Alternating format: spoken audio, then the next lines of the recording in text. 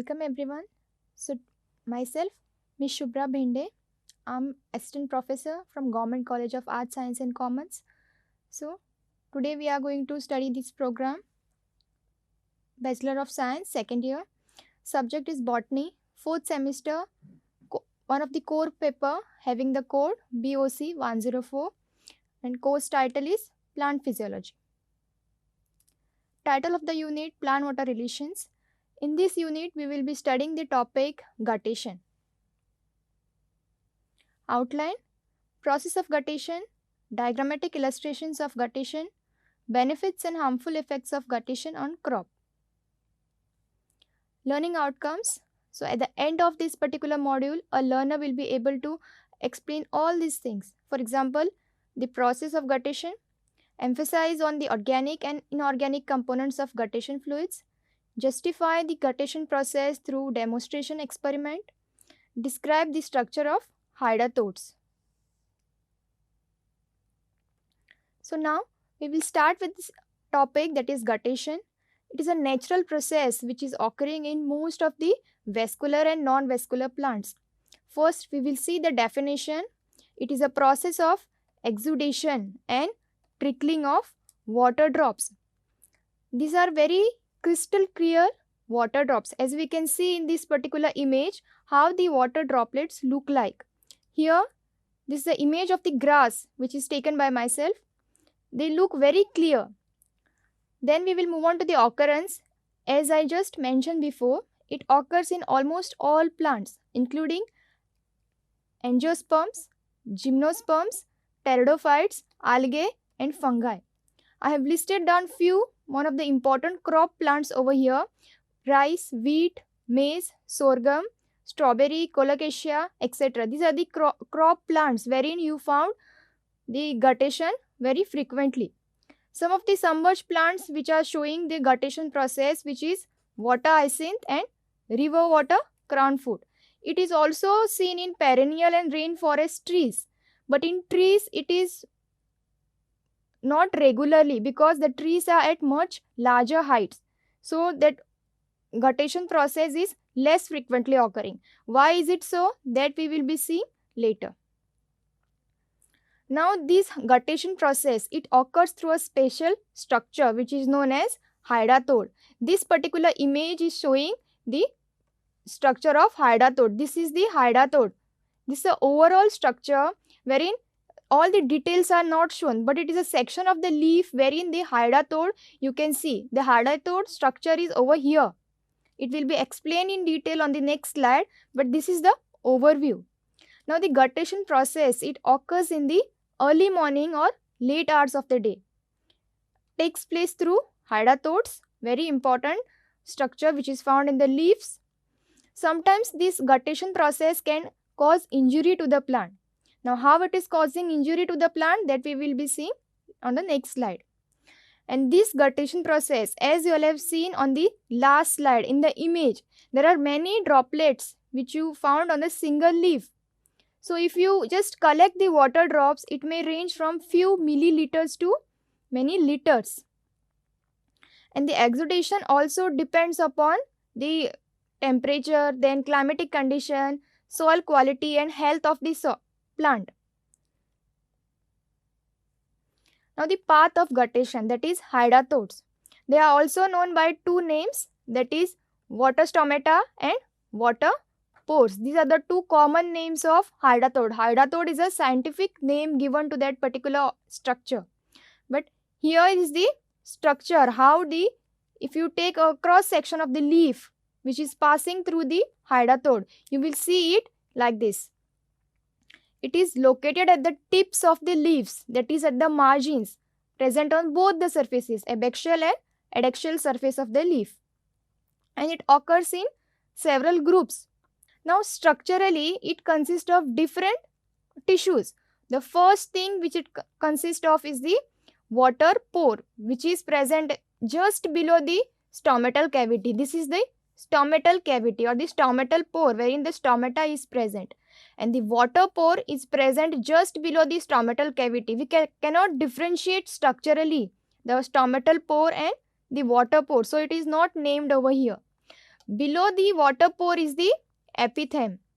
Now what is this epitheme? It is a loose arrangement of cell. You all can see over here, there are intercellular spaces. It is loose arrangement of cells that is known as epitheme. It is a scientific name given to that particular tissue.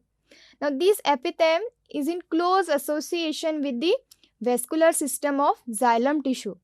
So when the root pressure of the plant is high or it gets increased, the water is given to this particular tissue, that is epitheme, by the xylem through its veins. So once the epitheme is filled with water and it enlarges, it passes on the water to the water pore, which is over here. So when the water pore is filled with water, it is going to ooze out the water, and we will see the small droplets which are beautiful, crystal clear. The droplets we will see on the leaves. So this is how the guttation occurs, and the hydathoid is going to work. Now the demonstration of guttation, this particular process which is occurring naturally in the nature, we can also demonstrate it in the laboratory condition. So now how we will demonstrate it? We need a bell jar. Here how it is shown, this is the bell jar which consists of a nasturtium plant. This plant is potted in a small pot and it is maintained for a certain period of days. It is healthy and it is maintained with all the favorable condition. This particular plant is made airtight by placing the bell jar on top of it and sealing it with the help of Vaseline. Vaseline is just applied below to seal the gap which is between the bell jar and the lower surface.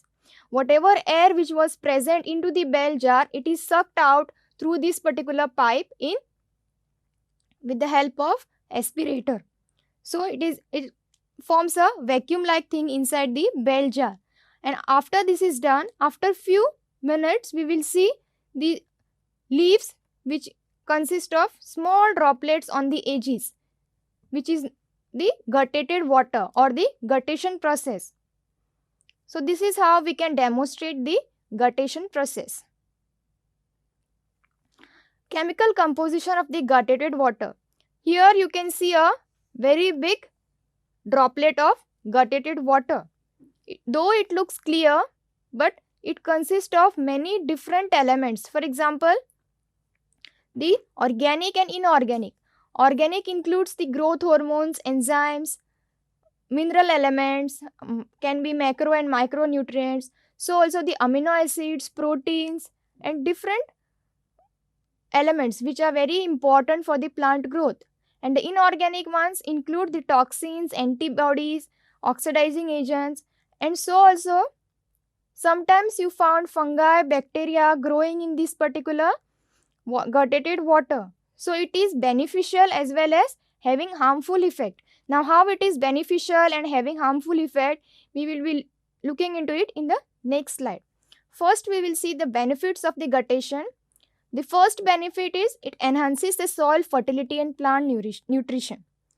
The gutted water, since it consists of the mineral elements along with the organic and inorganic components, when it falls on the ground below the root area, it is going to provide the direct source of nutrition to the plant. So also it is going to wet the soil surface, which will increase the microorganism activity. The second benefit is it protects the plant from herbivores and insects, because the gutted water, it consists of the alkaloids which have been formed through the fungal endophytes which live in the leaves. So this forms the first line of plant defense against the herbivores or any attacking organisms. It is also going to elevate the disease resistance of crop plant, because it is going to lead the secretion of antimicrobial phylloproteins. These are the proteins which are secreted by the leaves through having antimicrobial properties. Impact fungal classification as an aid to the crop protection. Some of the gutted water, they are colored.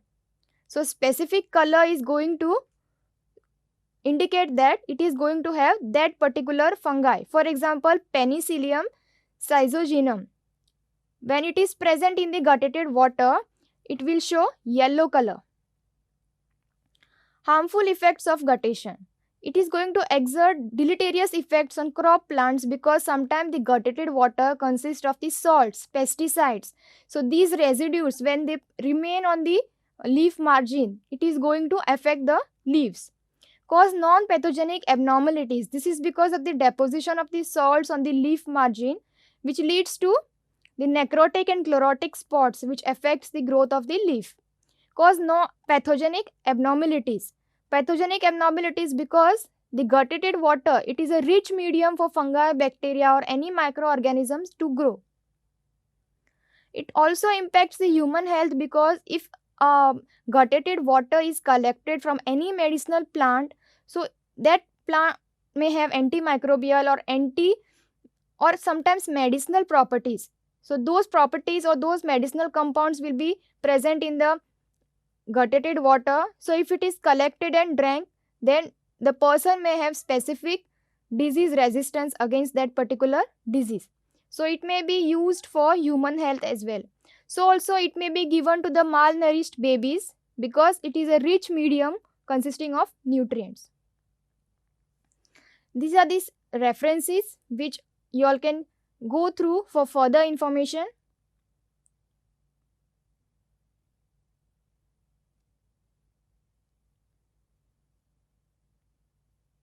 Thank you.